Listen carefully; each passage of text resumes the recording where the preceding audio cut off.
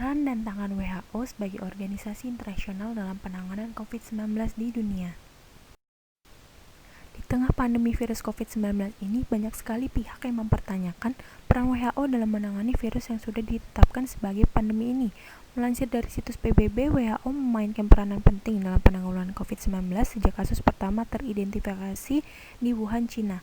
Dirjen WHO yaitu Tedros Adhanom menyatakan sejauh ini ada 5 cara lembaganya dalam menghadapi pandemi global ini, diantaranya 1. Membantu negara-negara bersiap dan merespon. Seluruh staf WHO saat ini terus bekerja sama dengan pemerintah di seluruh dunia untuk mempersiapkan sistem kesehatan mereka dalam menghadapi COVID-19. 2. Memberikan informasi yang akurat. WHO memanfaatkan jaringan global para profesional dan ilmuwan termasuk ahli epidemiologi, dokter, dan ahli virus untuk mendapatkan informasi paling akurat.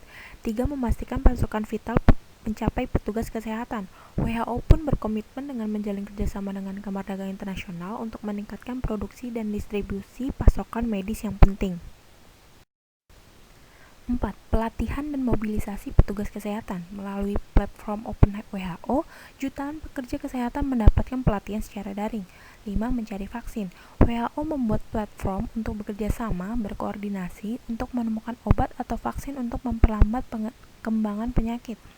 Selain peranan, WHO juga mengalami tantangan, yaitu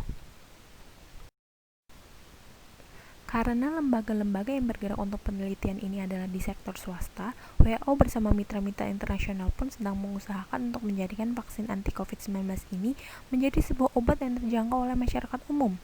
Terlebih lagi karena seluruh negara di dunia memiliki kualitas dan fasilitas kesehatan serta kebijakan pemerintah yang berbeda-beda, sehingga WHO sendiri pun tidak dapat mengontrol secara langsung penanganan di seluruh dunia. Maka dari itu, pengembangan vaksin anti-COVID-19 ini pun masih terus dilakukan agar dunia dapat pulih kembali.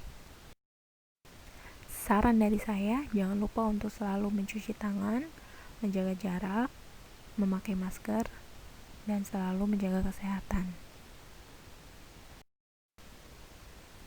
Peran WTO dalam menangani konflik kelapa sawit antara Indonesia dan Uni Eropa.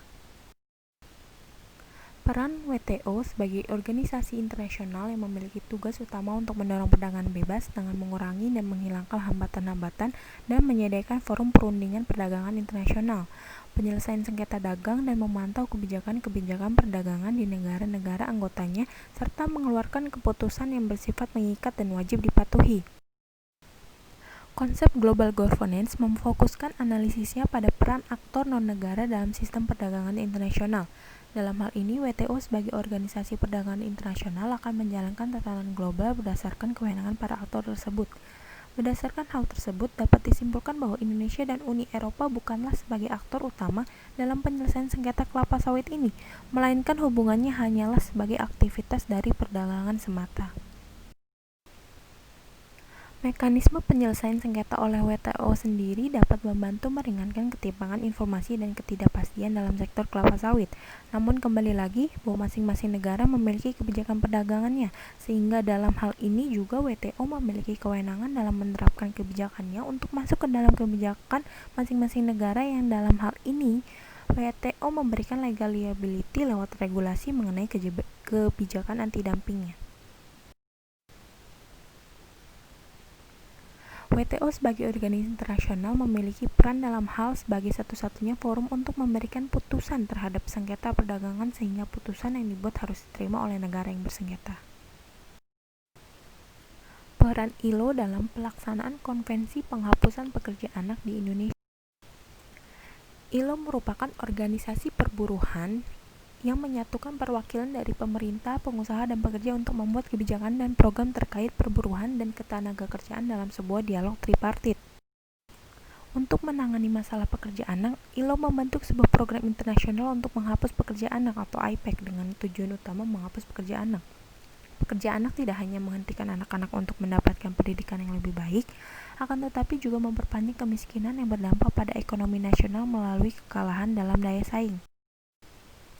Penarikan pekerja anak melalui pendidikan dan membantu keluarga mereka dengan pelatihan dan kesempatan kerja dapat memberikan kontribusi secara langsung untuk menciptakan pekerjaan yang layak. ILO dengan program IPEC bersama dengan pemerintah dan LSM juga mulai melakukan pengawasan ketenagakerjaan dengan lebih ketat untuk menghentikan praktik perburuan anak. Sekian dari saya, terima kasih.